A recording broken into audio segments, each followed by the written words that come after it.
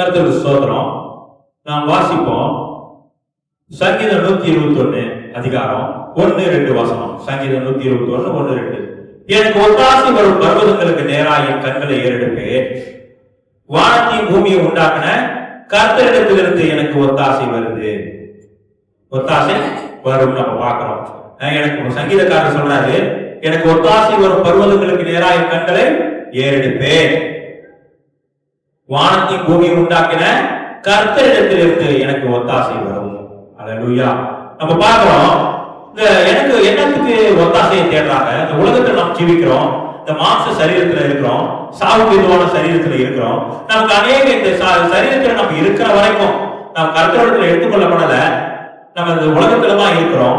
இந்த உலகத்துல இருக்கிற வரைக்கும் நமக்கு பலவிதமான பாடுகள் இருக்குது, பலவிதமான கஷ்டங்கள் இருக்கு, பலவிதமான துன்பங்கள் இருக்குது, பலவிதமான துயரங்கள் இருக்குது.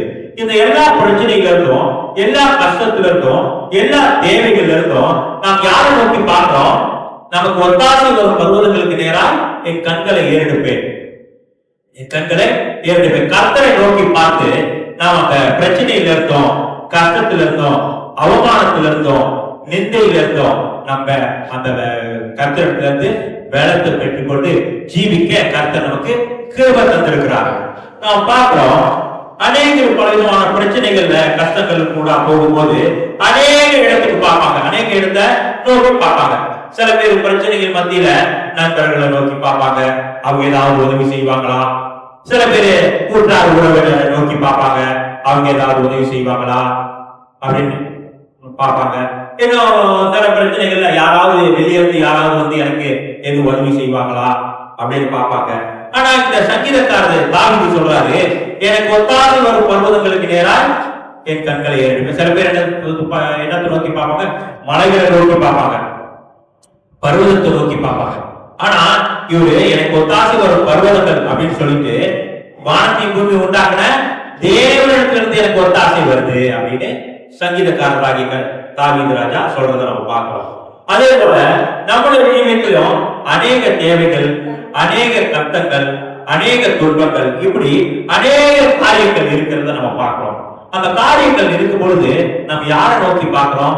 வானத்தையும் பூமியை உண்டாக்கின தேவன் நோக்கி நம்ம பார்க்கிறோம்.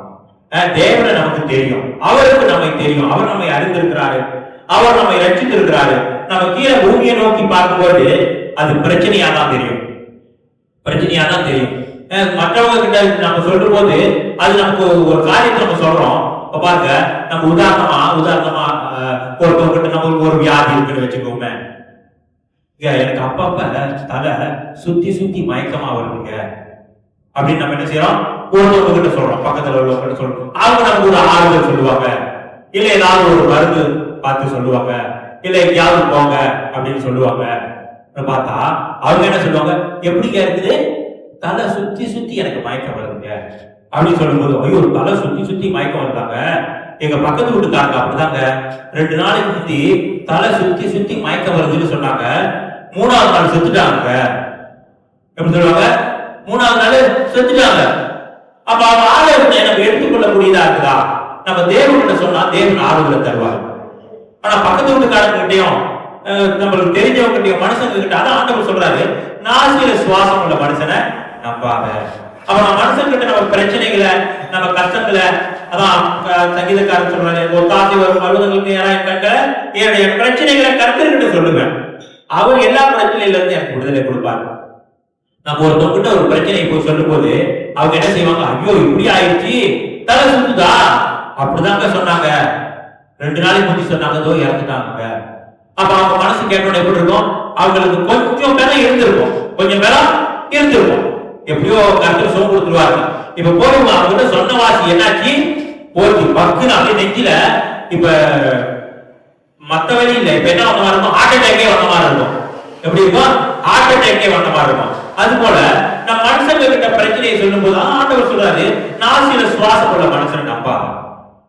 நாசியில சுவாசம் உள்ள மனுஷனை நம்பாத. அவனுக்கு ஒன்றும் தெரியாது, அவன் பலகீனமான மனுஷன், பலகீனத்துக்குரிய காரியத்தை தான் சொல்லுவான், மாம்சத்துக்குரிய காரியத்தை தான் சொல்லுவான், தோல்வியில் அடையக்கூடியதான காரியத்தை தான் சொல்லுவான். ஆனா நாம் தேவனிடத்துல சொல்லும் போது கர்த்தர் நமக்கு அது விடுதலை தரக்கூடியவரா இருக்கிறாரு, ஆலோசனை கொடுக்கக்கூடியவரா இருக்கிறாரு. அந்த தாவீது ராஜா சொல்றாரு, எனக்கு ஒத்தாசை வரும், பர்வதங்களுக்கு நேராக என் கண்களை ஏறெடுப்பேன், வானத்தையும் பூமியும் உண்டாக்குன தேவனிடத்திலிருந்து எனக்கு ஒத்தாசை வருது. அப்ப அந்த வார்த்தையை கேட்கும் போது வானத்தையும் பூமியும் உண்டாக்குன ஆண்டவர் என் கூட இருக்கிறாரு. வானத்தையும் பூமியும் உண்டாக்குன ஆண்டவர் என்னோடு கூட இருக்கிறார். அப்ப இந்த தாவீது ராஜா பழைய ஏற்பாட்டு கால பரிசுத்தவான்னு பார்க்கிறோம். ஆனா நம்ம புதிய ஏற்பாட்டு காலத்துல இருக்கிறோம். ஆண்டவர் என்ன சொல்றாரு? நீங்களே தேவனுடைய ஆலயமா இருக்கிறீர்கள். அப்ப தேவனுடைய ஆலயமா இருந்தா கிறிஸ்து நமக்குள்ள இருக்கிறார். அவன் நமக்குள்ள வலி தலைவலியோ இல்ல பிரச்சனையோ கஷ்டமோ வியாகுலமோ துன்பமோ துயரமோ கிறிஸ்து நமக்குள்ள இருக்கிறபடினால நமக்கு அந்த பிரச்சனைய மேற்கொள்ள கிருபை கர்த்தர் தராரு. அதை விட பார்க்கணும், கர்த்தர் நம்மோடு கூட இருக்கிறாரே அப்படின்றத அந்த சந்தோஷமே அந்த வியாதியில இருந்து ஒரு பூர்ண விடுதலை கிடைச்சோம் நமக்கு. அந்த நம்பிக்கை, அதான் இந்த நம்பிக்கை பரலோகத்தில் உங்களுக்கு வைக்கப்பட்டிருக்கிறது வேத வசனத்துல வாசிக்கிறோம். அந்த நம்பிக்கை பரலோகத்தில் நமக்கு வைக்கப்பட்டிருக்கிறது அப்படின்னு நம்ம வேத வசனத்துல நம்ம வாசிக்கிறோம். அந்த நம்பிக்கை பரலோகத்தில் வைக்கப்பட்டிருக்கு நமக்கு நம்பிக்கை. ஆனாலும் அதே போல நம்பிக்கை கிறிஸ்து நமக்குள்ள இருக்கிறாரு என்றுதான் அந்த நம்பிக்கையும் பரலோகத்தில் வைக்கப்பட்டிருக்கு. இப்ப நமக்கு நம்பிக்கை இருக்கு, கிறிஸ்து நமக்குள்ள இருக்கிறாரு. என்னதான் பிரச்சனை வந்தாலும் என்னதான் கஷ்டம் வந்தாலும் நம்ம மற்ற மனுஷங்க கிட்ட சொல்றத பார்க்கிறோம்.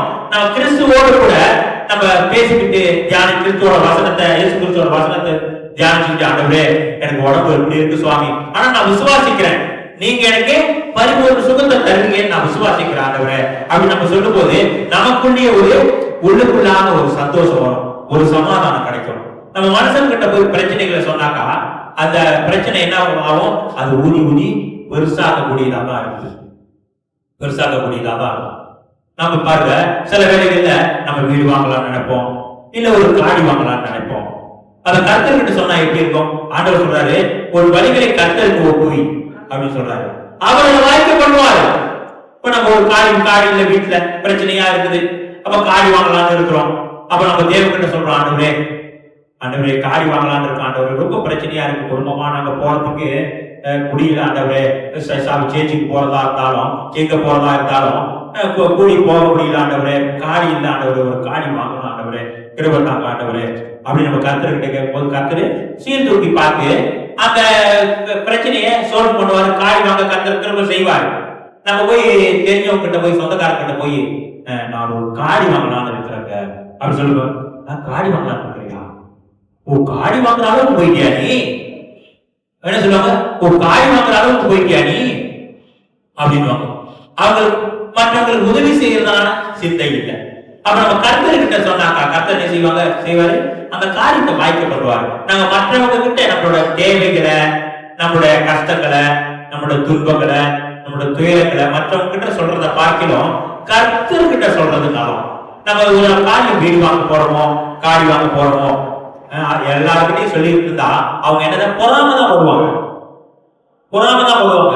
நம்ம செய்ய வேண்டிய காரியத்தை யாருக்கையும் சொல்ல வேண்டிய அவசியம் இல்லை. கர்த்தர்கிட்ட சொல்லி நேரா நம்ம காரியங்களை செய்ய வேண்டியதான். சில பேர் கர்த்தரோட பிள்ளைங்க இருக்கிறாங்க, சந்தோஷப்படுறவங்க, நான் அந்த மாதிரி வாங்கலான்னு கர்த்தருக்கு சோத்திரம், கர்த்தருடைய ஆசீர்வதிப்பாரு அப்படின்னு சொல்றவங்களும் இருக்கிறாங்க. அது கர்த்தரோட பிள்ளைங்க. நம்ம சில காரியங்கள், அநேக காரியங்களை நம்ம மனுஷன்கிட்ட சொல்லும் போது இந்த மாதிரி நமக்கு எப்படி இருக்கும்? கவலையா தான் இருக்கும். காடி வாங்குற அளவுக்கு போயிட்டியா நீ? ஒரு வீடு வாங்குற அளவுக்கு போயிட்டியா அப்படின்னு சொல்லிட்டு என்ன செய்வாங்க? ஒரு 4 மாசத்துக்கு ஒரு 5 மாசத்துக்கு பேச மாட்டாங்க. இப்ப இப்படிதான் மனுஷர்களோட சூழ்நிலை இருக்கு, மனுஷர்களோட நிலவரம் இப்படி இருக்கு. ஏன் இப்படி இருக்குது?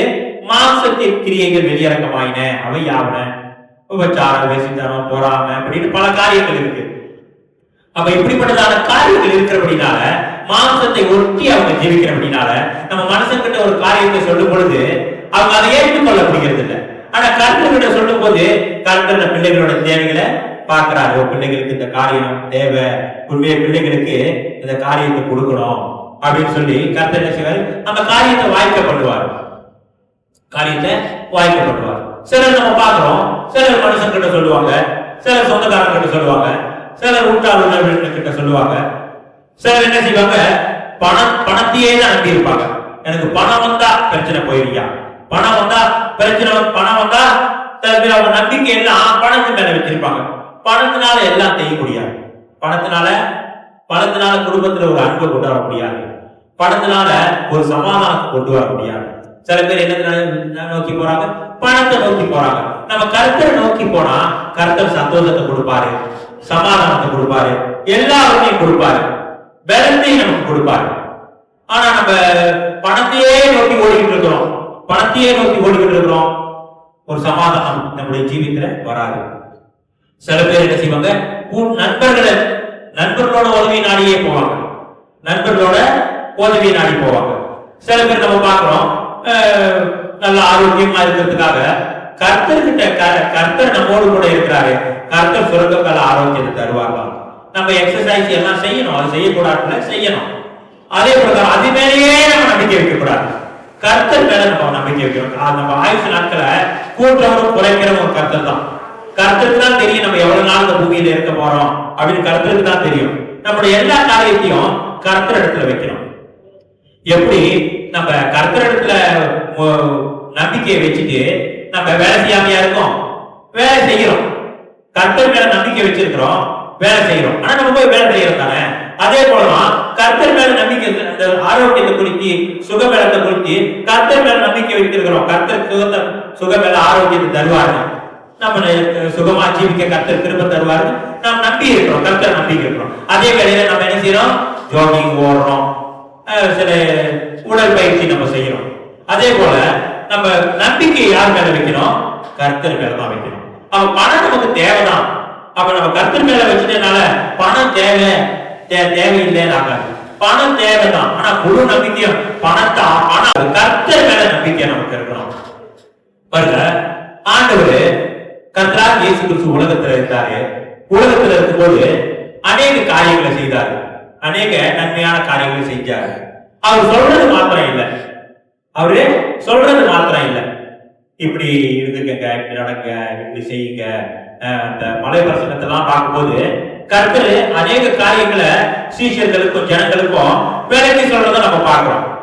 விலைக்கு சொல்றது மாத்திரமல்ல, அந்த விலைக்கு சொல்றதான காரியம் கர்த்தராகிய இயேசு கிறிஸ்துவோட ஜீவியத்துல காணப்பட்டுச்சு. கர்த்தராகிய இயேசு கிறிஸ்துவோட ஜீவியத்துல காணப்பட்டுச்சு. செய்யறது கர்த்தர் எத்தனையோ மைல் தூரம் நடந்து போனாரு, பிரசங்கம் பண்ணாரு, சுகப்படுத்தினாரு, இன்னும் அநேக காரியங்களை செஞ்சாரு. கிரியைகளினால அநேக காரியங்களை செஞ்சாரு. 5 அப்பத்தை 2 மீன் 5000 பேருக்கு போஷித்தாரு, இப்படி எல்லாம் செஞ்சாரு. அதே வேளையில அவரோட சுபாவமும் அதை வெளிப்படுத்தி காண்பிச்சது, அவரோட சுபாவம் அதை வெளிப்படுத்தி காண்பிச்சது. அதே போல நாம் கர்த்தருக்குள்ள இருக்கிறோம், நாம் ஜெபம் பண்றோம், நம்ம உபவாசம் போடுறோம், நம்ம இன்னும் கர்த்தருக்காக அநேக சுவிசேஷ ஊழியம் செய்கிறோம், இன்னும் மற்றவங்களுக்காக ஜெபிக்கிறோம். இப்படி அநேக காரியங்கள் கர்த்தருக்காக செய்கிறோம். இதை செய்யறது மாத்திரமல்ல, நம்முடைய ஜீவியத்தில் அதை காண்பிக்கணும். எப்படி காண்பிக்கிறது? நம்முடைய சுபாவம் எப்படி இருக்குது? இயேசு சொல்றாரு, நானே வழி சத்தியமும் ஜீவனுமா இருக்கிறேன், என்னாலே அல்லாமல் ஒருவனும் பிதாவுக்கிட்ட வரான்னு சொல்லியிருக்கிறார். இயேசு எல்லா காரியத்தையும் செஞ்சார். ஆனா இயேசு அந்த அன்பை வெளிப்படுத்தி காண்பித்தார். அன்பை அவரோட ஜீவனை கொடுத்து நான் உங்கள் மேல அன்பு வச்சிருக்கிறேன்னு இயேசு 1000 தடவை நம்ம இடத்துல சொல்லல. ஆனா அவரோட சொந்த ஜீவனை கொடுத்து ரத்தத்தை சிந்தி அவர் நம்ம மேல் வைத்திருக்கிற அன்பை வெளிப்படுத்தி காண்பித்தார். வெளிப்படுத்தி நம்ம இடத்துல காண்பித்தார். நம்ம அந்த இயேசுவோட அன்பை பார்க்கக்கூடியதா இருக்குது, உணரக்கூடியதா இருக்குது, அனுபவிக்கக்கூடியதா இருக்குது. அதே போல நம்ம அநேக காரியங்களை செய்யலாம், ஜெபிக்கலாம், உபவாசம் போடலாம், இன்னும் கர்த்தருக்காக அநேக காரியங்களை செய்யலாம். ஆனா நம்முடைய உள்ளான நம்முடைய ஜீவியம் எப்படி இருக்குது? நம்முடைய வார்த்தைகள் வாயிலிருந்து புறப்படுகிறதான வார்த்தை எப்படி இருக்குது? நம்முடைய சிந்தைகள் எப்படி இருக்குது? நம்ம ஒருத்தவங்களை நேசிக்கிறோம், அந்த நேசிக்கிறத வெளிப்படுத்துறது மாத்திரமல்ல, அந்த காரியங்களை செய்து காண்பிக்கக்கூடியதான நிலவரம் எப்படி இருக்குது? இதெல்லாம் நம்ம ஆராய்ச்சி பார்க்க வேண்டியது அவசியமா இருக்குது. இயேசு அநேக உலக ஜனங்களை நேசித்தாரு, பாவிகளை நேசிச்சாரு, ரட்சித்தாரு. அந்த அன்பை வெளிப்படுத்தி காண்பிச்சத நம்ம உணர முடியுது. அதே போல நாம் மற்றவர்களை, தேவனை அறியாத ஜனங்களையும் தேவனை அறிஞ்ச ஜனங்களையும் விசுவாசிகளையும் நம்ம நேசிக்கிறோம்னு நம்ம எப்படி வெளிப்படுத்தி காண்பிக்க முடியும்? எப்படி வெளிப்படுத்தி? இயேசு கிறிஸ்து வெளிப்படுத்தி காண்பிச்சார். அதே போல நம்முடைய ஜீவம் வெளிப்படுத்தி காண்பிக்கக்கூடியதா இருக்கும். அப்ப வெளிப்படுத்தி காண்பிக்கக்கூடியதா இருக்கணும்னா கிறிஸ்துவோட சுபாவம் நமக்குள்ள இருக்கணும். உதாரணத்துக்கு அன்பு இருக்கணும், சந்தோஷம் இருக்கணும். நமக்கு சந்தோஷம் இருக்கணும். நாம் செய்கிறதான காரியத்தை குறித்து கர்த்தருக்குள்ள நம்பிக்கையா இருக்கிறதான சந்தோஷம் இருக்கணும். அன்பு சந்தோஷம் இருக்கணும். நம்முடைய ஜீவிதத்துல சமாதானம் இருக்கணும். நீடிய பொறுமை இருக்கணும்.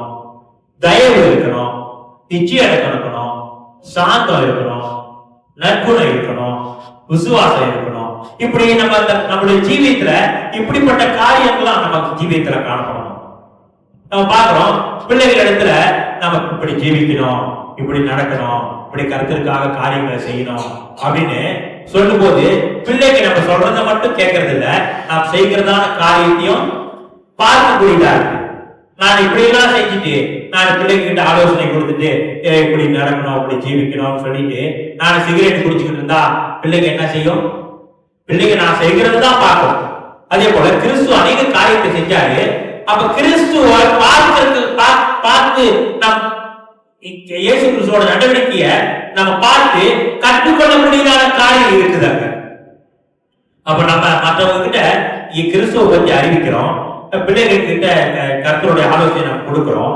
ஆனா அதே வேளையில பிள்ளைகள் நம்முடைய வார்த்தையை கேட்கிற காரியம் ஒண்ணு, நம்ம ஜீவிக்கிறதான நடக்கை, நம்ம செய்கிறதான காரியத்தை பிள்ளைகள் பார்த்து கற்றுக்கொள்ளக்கூடியதா இருக்கு.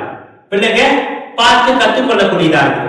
அப்ப நம்ம ஜீவியமும் நம்ம நடக்கையும் முக்கியம்.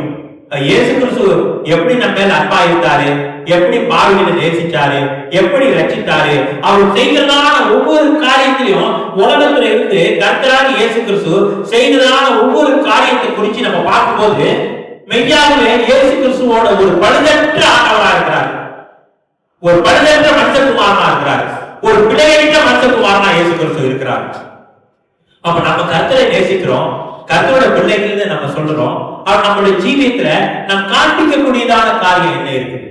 நம்ம காண்பிக்கக்கூடியதான காரியம் நம்ம கிறிஸ்துவ சார்ந்து ஜீவிக்கிறோம். அப்ப கிறிஸ்துவ சார்ந்து ஜீவிக்கும் போது அப்ப நம்ம எப்படிப்பட்டதான சுபாவம், எப்படிப்பட்டதான நடக்கை, நம்மளுடைய நடக்க ரொம்ப முக்கியம். நம்ம பேசுகிறதான காரியம், நாம் சிந்திக்கிறதான காரியம், நம்ம கோபப்படுகிறதான காரியம், இதெல்லாம் நம்ம ஆராய்ச்சி பார்க்க வேண்டியது அவசியமா இருக்கு. நான் கருத்துக்காக பெரிய காரியம் செய்யறேன், பெரிய பெரிய காரியத்தை நம்ம செய்யறோம், ஆனா சின்ன காரியத்துல கோட்டை விட்டுறோம், சின்ன பிரச்சனைகள்ல கோட்டை விட்டுறோம். அப்ப எல்லா காரியத்திலையும் நாம் கர்த்தருக்கு உண்மையுள்ளவர்களா இருக்கணும்.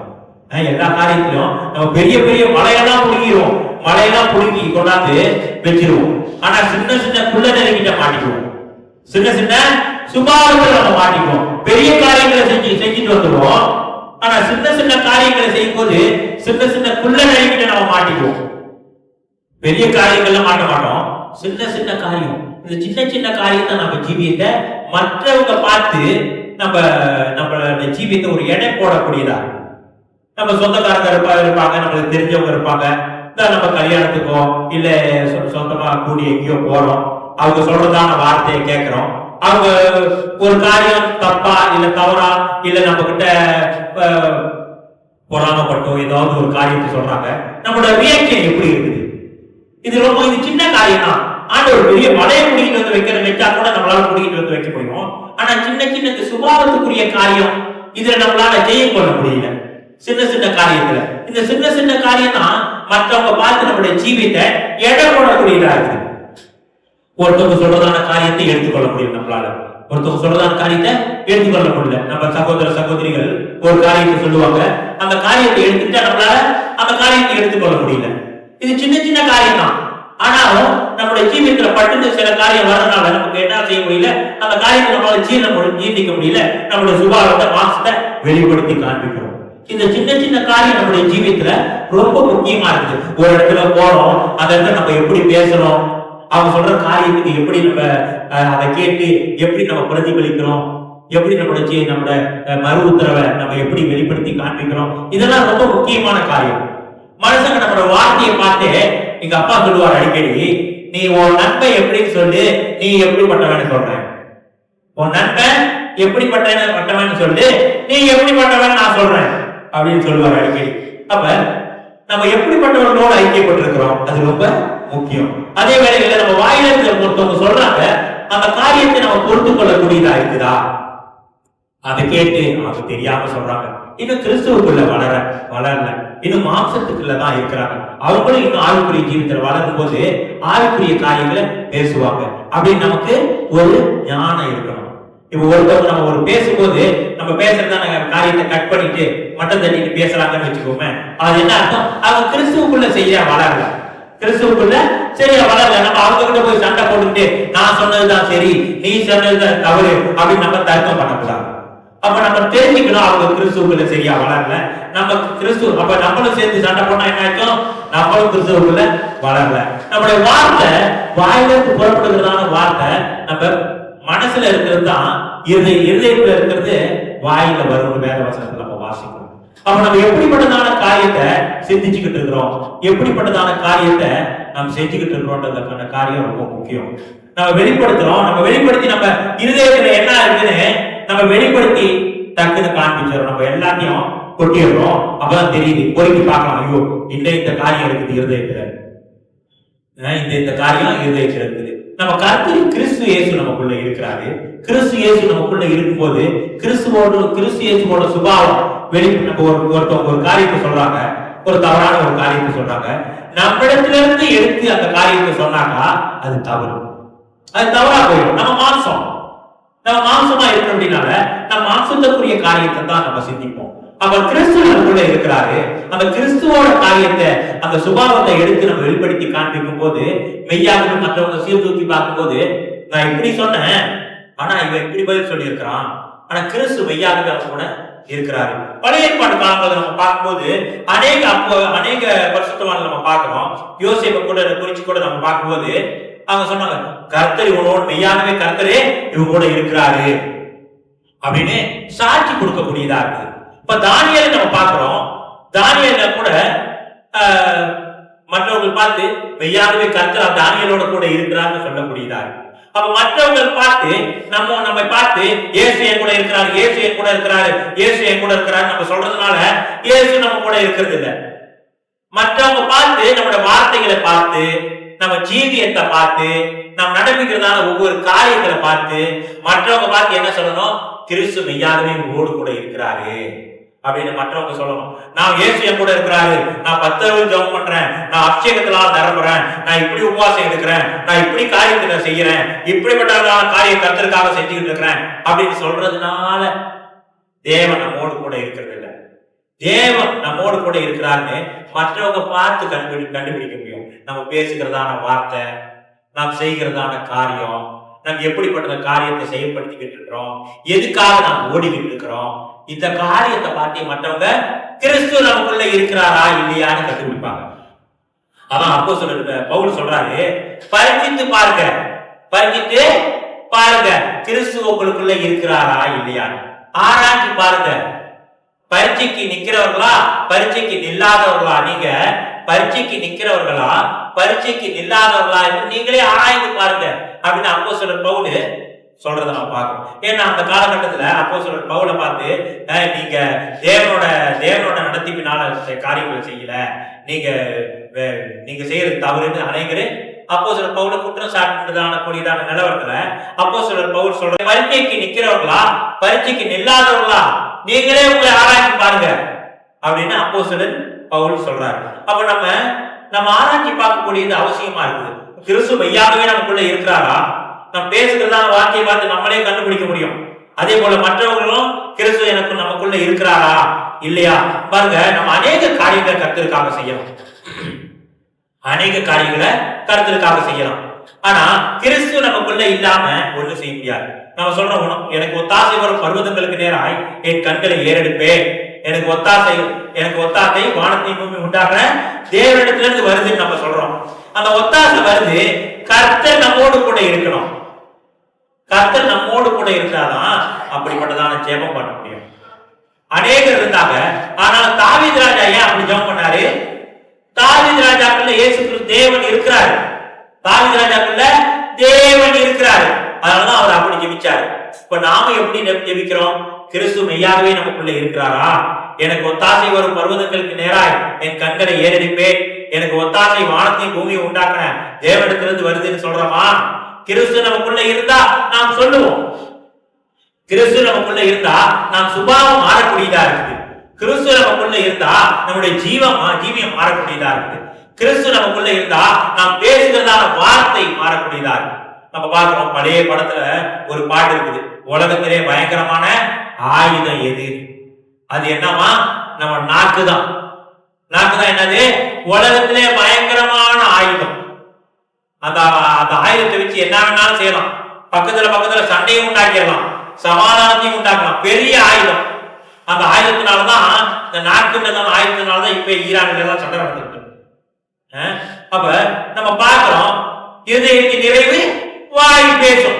இருதயத்துல என்ன இருக்குது? அதெல்லாம் வாய் பேசுது. இருதயத்துல கிறிஸ்து இல்ல, அதெல்லாம் வாய் எப்படிப்பட்ட வார்த்தை நம்ம வாயில இருந்து வருது? தேவையில்லாத வார்த்தை வருது. நம்ம மற்றவங்க நம்மளை பார்த்து ஒரு எடை போடக்கூடாது. இவங்க கிறிஸ்தவங்களான்னு எப்படி பார்த்து நம்ம இயேசு கிறிஸ்து நல்லவர், இயேசு கிறிஸ்து பாவிகளை ரட்சிக்க கிறிஸ்து இயேசு பூமிக்கு வந்தாரே, உங்களை நேசிக்கிறாருன்னு நம்ம சொல்லலாம். ஆனா நம்முடைய ஜீவியம் ரொம்ப முக்கியம். கிறிஸ்து நமக்குள்ள மற்றவங்க நம்முடைய ஜீவியத்தை பார்த்து ரட்சிக்கப்படணும். நம்முடைய ஜீவியத்தை பார்த்து ரட்சிக்கப்படணும். நம்ம கிறிஸ்து நமக்குள்ள இருக்கிறாரு, அப்ப நம்ம ஜீவியம் எப்படி இருக்குது? அந்த ஜீவியத்தை பார்த்து ரட்சிக்கப்படணும். நம்ம சொல்லலாம், இயேசு நல்லவரு, இயேசு அற்புதங்களை செய்யறவரு, அடையாளங்களை செய்யறவரு, இயேசு நேசிக்கிறாரு அப்படின்னு சொல்லணும். நம்ம பக்கத்து வீட்டுக்காரங்கிட்டே, அங்க சொந்தக்காரங்க கிட்ட, தெரிஞ்சவங்க தெரியாதவங்க கிட்ட எல்லாத்துக்கிட்டையும் நம்ம சண்டை போட்டுக்கிட்டு இருந்து நம்ம இயேசு கிறிஸ்துவ பத்தி நம்ம சொன்னாக்கா, ரட்சிப்பை பத்தி சொன்னா, நற்செய்தியை சொன்னாக்கா கேட்பாங்களா? கேட்க மாட்டாங்க. ஐயோ, அந்த ஆளு அன்னைக்கு அங்க பார்த்தேன், அங்க சண்டை போட்டுக்கிட்டு டெஸ்கோ கிட்ட, அந்த முந்தா நேற்று பார்த்தேன், அங்க இதுகிட்ட இருந்து அந்த ஆளு தர்க்கம் பண்ணிக்கிட்டு இருந்தான், அன்னைக்கு பார்த்த கவுண்டர் கிட்ட பார்த்து காசு கட்டுற இடத்துல தர்க்கம் பண்ணிக்கிட்டு இருந்தான், இவன் எல்லாம் சத்தியம் பேச வந்துட்டான் சொல்லுவாங்களா? சொல்ல மாட்டாங்களா? சொல்லுவாங்க. அப்ப நம்முடைய ஜீவியம் ரொம்ப முக்கியம். நம்ம கர்த்தர் ரட்சகரா இருக்கிறாரு, கர்த்தரை பத்தி நற்செய்திகளை நாம் அறிவிக்கிறோம் சொல்லும் போது நம்முடைய ஜீவியம் ரொம்ப முக்கியம். நம்ம ஏனோதானோன்னு ஜீவிக்க கூடாது, ஏனோதானோன்னு ஜீவிக்க கூடாது. நம்ம மனசு என்ன நினைக்குதோ, சொன்ன கண் போன போக்கிலே கால் போகலாமான்னு, அது மாதிரி நம்ம மனசு போன இருதயம் என்னத்த நினைக்குதோ அந்த மாதிரி நம்ம ஜீவிக்க முடியாது. நமக்குள்ள கிறிஸ்து இயேசு ஜீவிக்கிறார். அவர் நம்மளோட வாழ்க்கையை ஒப்பு கொடுத்து ஜீவிக்கும் போது நாம் சொல்ல முடியும், எல்லா பிரச்சனையில இருந்தும் நம்ம சொல்ல முடியும், எனக்கு ஒத்தாசை வரும் பர்வதங்களுக்கு நேரா என் கண்களில் ஏறெடுப்பேன், எனக்கு ஒத்தாசை வானத்தையும் பூமியை உண்டாக்குன தேவனிடத்துல இருந்து வருதுன்னு நம்ம சொல்ல முடியும். அப்ப தேவனுடைய கிரியைகள், தேவனுடைய சுபாவங்கள், தேவனுடைய நற்கிரியைகள் நம்ம கிட்ட இல்லைன்னா நம்ம அப்படி ஒரு வார்த்தை சொல்ல முடியாது. வானத்தையும் பூமியை உண்டாக்குன தேவனிடத்துல இருந்து எனக்கு ஒத்தாசை வருதுன்னு எப்படி சொல்ல முடியும்? நம்ம தேவனோட ஐக்கியப்படல, தேவனுடைய சுபாவம் நம்ம இடத்துல இல்ல, நம்ம எப்படி நாம அந்த மாதிரி சொல்ல முடியாது. அப்ப நம்ம வார்த்தை ஒன்னொன்னும் ரொம்ப முக்கியம். நம்ம மற்றவங்க கிட்ட பேசுறத பார்த்து மற்றவங்க நம்மளோட எடை போட்டுருவாங்க. சில பேர் நம்ம வார்த்தையில பேசி சண்டை போட்டு ஜெயிச்சுட்டாதான் ஜெயம் கொண்டவன், வாயில அவங்க ஒரு வார்த்தை பேசிட்டாங்களா, நம்ம 2 வார்த்தை பேசிட்டோம், ஜெயிச்சிட்டோம். இது மாம்சத்துக்குரியதான யுத்தம். நம்முடைய போராயுதங்கள் மாம்சத்துக்கு ஏற்றவர்களாயிராமல் அரண்களை நிர்மூலமாக்கத்தக்க தேவ நலனுள்ளவர்களாயிருக்கு. நம்ம வேதவசனத்துல வாசிக்கிறோம். நம்ம ஒருத்தவங்களை போராடி சண்டை போட்டு ஜெயிக்கிறது இல்லை. இதெல்லாம் நம்முடைய மற்றவங்க சொல்லும் போது நம்ம கிறிஸ்துவோட சுபாவத்தை வெளிப்படுத்தி காண்பிக்கணும். கிறிஸ்துவோட சுபாவத்தை வெளிப்படுத்தி காண்பிக்க வேண்டியது அவசியமா இருக்குது. நம்மளோட போராட்டங்கள் மாம்சத்துக்கு ஏற்றவர்களாயிராமல் அரண்களை நிர்மூலமாக்கத்தக்க தேவ பலனுள்ளவர்களாயிருக்கு. நம்ம கிறிஸ்துவோட சுபாவத்தை மற்றவங்க என்ன பேசினாலும் கிறிஸ்துவோட சுபாவத்தை வெளிப்படுத்தி காண்பிக்கக்கூடியவர்களா இருக்கணும். அப்ப மற்றவங்க பார்க்கும் போது மெய்யாகவே கிறிஸ்து இயேசு உங்களுக்குள்ள இருக்கிறாரியா, கிறிஸ்து இயேசு இவங்களுக்குள்ள இருக்கிறாரு. அவங்க 1 பேர் போய் நம்ம 4 பேசினா என்ன ஆகும்? மாற்றத்துல வருது. இருதயத்துல உள்ள நிறைவு வாய் பேசுது. பார்த்தா நான் அந்த ஆளு நல்ல மனுஷன் நினைச்சையா, கொஞ்சம் தாயா சீண்டி பார்த்தேன், அந்த ஆள் வாயில இருந்து வர்ற வார்த்தையெல்லாம் காது கொடுத்தா கூட கேட்க முடியலையா, காது கொடுத்து கேட்க முடியல. அப்படிப்பட்ட வார்த்தை அந்த ஆள் வாயில இருந்து வருது. கொஞ்சம் தான் சீண்டி பார்த்தேன், எல்லாம் வெளியாயிடுச்சு. உள்ளுக்குள்ளது எல்லாம் ஆத்திரம், கோபம், பொறாமை, எல்லா காரியமும் வாயில இருதயத்துல உள்ளது எல்லாமே வெளியே வந்து வாந்தி எடுத்த மாதிரி எல்லாம் எண்ணி பார்த்து இவன் ஜீவியம் எப்படி இருக்குன்னு பார்க்கிற அளவுக்கு இருக்குதுயா. அப்ப நம்மளோட ஜீவியம் எப்படி இருக்கு? கிறிஸ்து நமக்குள்ள இருக்கிறான்னா என்ன இருக்கும்? நம்மளோட ஜீவியத்துல அன்பு, சந்தோஷம், சமாதானம், நீடிய பொறுமை, தயவு, நிச்சய அடக்கம், சாந்தம், நற்குணம், விசுவாசம். இப்படிப்பட்டதான கட்டுகளினால நாம் கட்டப்பட்டிருந்தா நாம் சொல்லலாம், வானத்தை பூமி உண்டாக்குன தேவனிடத்திலிருந்து எனக்கு ஒத்தாசை வருது.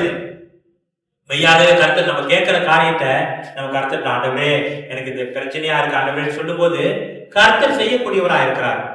நம்ம அநேக வேலைகள்ல கர்த்தர்கிட்ட போறது இல்லை. ஏன் கர்த்தர்கிட்ட போறது இல்ல? நம்பிக்கை இல்லை. அந்த நம்பிக்கை உங்களுக்கு பரலோகத்துல வைக்கப்பட்டிருக்கு. நம்ம வாசிக்கிறோம், பரலோகத்துல வைக்கப்பட்டிருக்குது. அல்லேலூயா. நம்ம பார்க்கிறோம், நம்ம கர்த்தருக்கு ஒப்பு கொடுத்து நம்ம ஜீவிக்கும் போது கர்த்தரிடத்திலிருந்து மெய்யான ஆசீர்வாதத்தை நம்ம பெற்றுக்கிறோம்.